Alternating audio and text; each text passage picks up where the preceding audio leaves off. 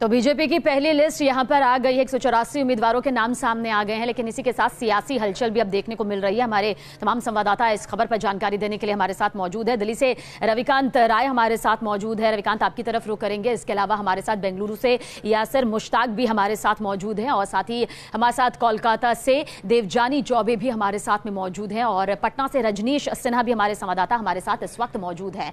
यहाँ पर सबसे पहले रविकांत, आपकी तरफ रुख करेंगे। 184 उम्मीदवारों के नाम तो सामने आ गए, लेकिन इसके साथ ही अब सियासी हलचल भी तेज हो गई है, खासतौर से लालकृष्ण आडवाणी को लेकर क्या कुछ रुख यहां पर दिखाई दे रहा है, क्योंकि व्यक्तिगत उनका निजी फैसला तो बताया जा रहा है, लेकिन कांग्रेस तंज कसने में पीछे नहीं हटी।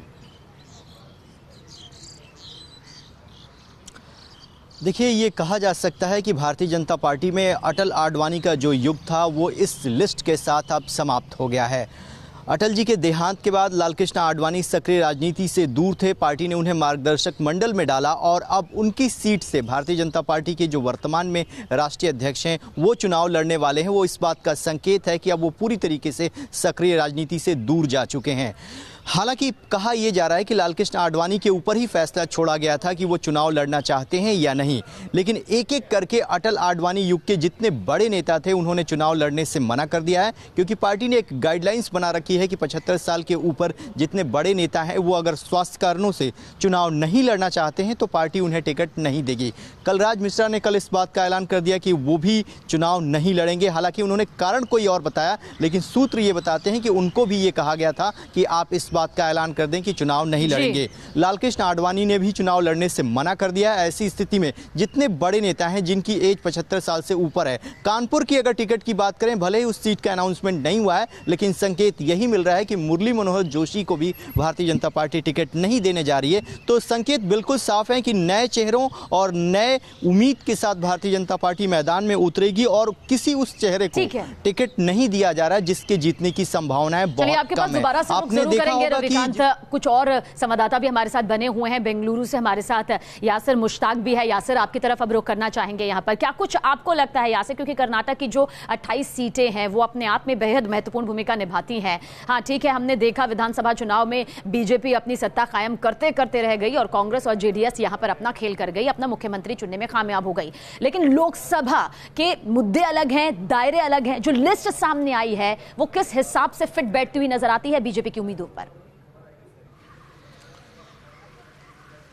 बिल्कुल, अगर हम पहले लिस्ट की बात करें तो 28 में से 21 सीटों के लिए उम्मीदवारों का नाम का ऐलान हो चुका है और 21 में से जो है जो सिटिंग एमपीज हैं वो उन सब के नाम आए हुए हैं, 14 एमपीज के नाम। लेकिन खास दो बातें हैं। एक, जो कांग्रेस के दो बड़े नेता कुछ दिन पहले ही बीजेपी में शामिल हुए थे, डॉक्टर उमेश यादव कलबुर्गी से और ए मंजू हासन से, उन दोनों को टिकट मिला है। डॉक्टर उमेश यादव को कलबुर्गी से टिकट मिला है और वो कांग्रेस के वरिष्ठ नेता मल्लिकार्जुन खड़गे के खिलाफ चुनाव लड़ेंगे। ए मंजू को हासन से टिकट मिला है, वो पूर्व प्रधानमंत्री देवगौड़ा के पोते के खिलाफ चुनाव लड़ेंगे। तो दोनों जो कांग्रेस के नेता थे, पूर्व नेता, उनको टिकट दिया गया है।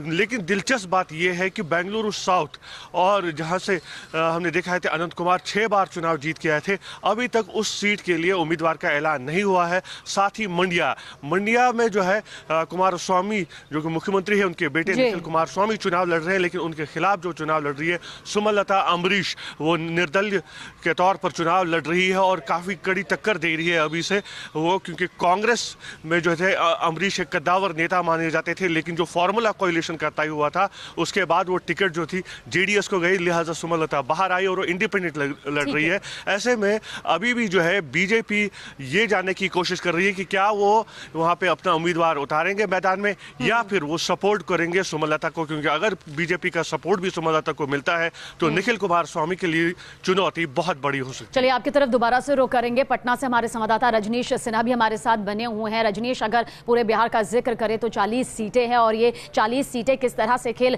बना सकती है वो एक सबसे बड़ा एक बड़ी जिम्मेदारी यहाँ पर रहती है। हालांकि बीजेपी का अगर जिक्र करें तो जो लिस्ट यहाँ पर सामने आई है उसे आप कितना सियासी तौर पर फिट मानते हैं, क्योंकि जो जेडीयू पहले बीजेपी के साथ थी, फिर अलग हुई, फिर ये साठगांठ दोबारा से बनी। आपको लगता है कि लोकसभा चुनाव के जो नतीजे सामने आएंगे उसमें बहुत महत्वपूर्ण भूमिका रहने वाली है?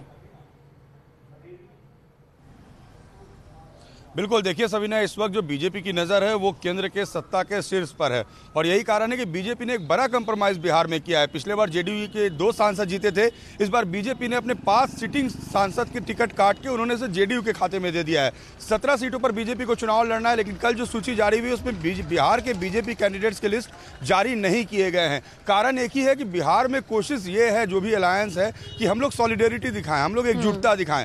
बिहार में जब भी बात हुई सीटों की संख्या की, तो अमित शाह और नीतीश कुमार ने एक साथ दिल्ली में इसका जिक्र किया। जब पटना में घोषणा हुई सीटों के चयन को लेकर, तो एक साथ तीनों पार्टियों के प्रदेश अध्यक्ष ने इसकी घोषणा की। और अब जब सूची जारी होगी कैंडिडेट्स की, तो ये कोशिश है कि तीनों जो पार्टियां हैं एक साथ अपनी सूची जारी करें, ताकि वोट ट्रांसफर में आसानी हो। बिहार में एक सबसे बड़ी चुनौती होती है वोट ट्रांसफर कराना कैंडिडेट्स को।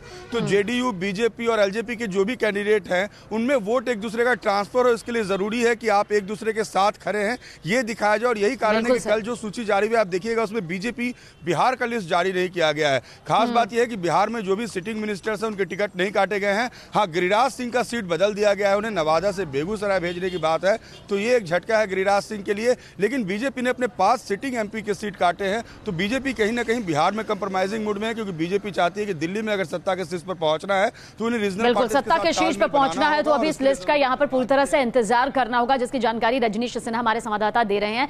हमारे साथ जयपुर से लाल सिंह फौजदार भी हमारे संवाददाता मौजूद है। लेकिन सबसे पहले यहां पर हम कोलकाता की तरफ रुक करेंगे, पर उससे पहले हम बता देते हैं, अमित शाह जो कि संसदीय क्षेत्र जिनका गांधीनगर है, राज्य गुजरात, जाहिर सी बात है, मौजूदा पद बीजेपी अध्यक्ष के तौर पर है, राज्यसभा सांसद यानी कि सीट जो बदली है उसका भी जिक्र यहां पर हम कर रहे हैं। बड़े नाम आपको यहां पर लिस्ट के बता रहे हैं। राजनाथ सिंह संसदीय क्षेत्र लखनऊ, राज्य यूपी, मौजूदा पद केंद्रीय मंत्री की भूमिका में है, केंद्रीय गृह मंत्री है, और सीट बदली है तो नहीं, इनकी सीट यहां से नहीं बदली गई है। तो बीजेपी की पहली लिस्ट में वो बड़े दिग्गज नाम आपको बता रहे हैं। मालिनी का जिक्र करें तो संसदीय क्षेत्र मथुरा है, सीट भी नहीं बदली है, इस बार राज्य यूपी में आता है, और मौजूदा पद जो है वो यहां से अभी भी सांसद है, और एक बार फिर से पार्टी ने एक बड़ा दांव यहां पर जरूर खेला है। तो बीजेपी की पहली लिस्ट के बड़े नाम बता रहे हैं। स्मृति ईरानी का अगर जिक्र करें तो यूपी के अमेठी से संसदीय क्षेत्र में वो आती हैं, और साथ ही मौजूदा पद केंद्रीय मंत्री के तौर पर है, और सीट बदली है तो नहीं, पिछली बार भी यहीं से चुनावी मैदान में दाल ठोकी थी, और इस बार भी राहुल गांधी को टक्कर देती हुई स्मृति ईरानी नजर आएंगी। तो बड़े नाम आपके सामने आगे जरूर रखेंगे। और कोलकाता से देवजानी चौबे भी हमारे साथ मौजूद है। देवजानी, पश्चिम बंगाल का जिक्र करें तो 42 सीटें सीधे तौर पर वहां से आती है, यानी तीसरे बड़े राज्य के तौर पर देखा जा सकता है। पहले यूपी, महाराष्ट्र और फिर आंध्र प्रदेश और पश्चिम बंगाल, क्योंकि दोनों की सीटें यहां पर सेम है। ममता बनर्जी का जिक्र करें तो एक मंच से किस तरह से विपक्षी एकता का दमखम भरती हुई नजर आई थी, और सीधे तौर पर बता दिया था कि लोकसभा चुनाव में हमसे टक्कर लेना इतना आसान नहीं होगा। लिस्ट के मुताबिक क्या कुछ आपको लगता है, क्या वो तस्वीर टक्कर देती नजर आती है? देखिए, भारतीय जनता पार्टी के अगर लिस्ट की बात करें तो पिछले लोकसभा चुनाव में कई सारे पब्लिक फिगर जो हैं उन्हें जगह मिली थी, और वो जो भारतीय जनता पार्टी का जो रिजल्ट था पिछले लोकसभा चुनाव में वो बेहतर नहीं हो पाया था। इस बार भारतीय जनता पार्टी ने पश्चिम बंगाल में पूरी तरीके से अपने ऑर्गेनाइजेशन पे डिपेंड किया है, और जितने भी लोगों का नाम है वो पार्टी से जुड़े हुए हैं। एक दिलचस्प पॉइंट यहाँ पे ये है कि हाल ही में तृणमूल कांग्रेस के कुछ सस्पेंडेड लीडर्स, सांसद, एमएलए, उन्होंने भारतीय जनता पार्टी को ज्वाइन किया है, तो उन सभी को इस बार कैंडिडेट लिस्ट जो है उस पर जगह मिली है।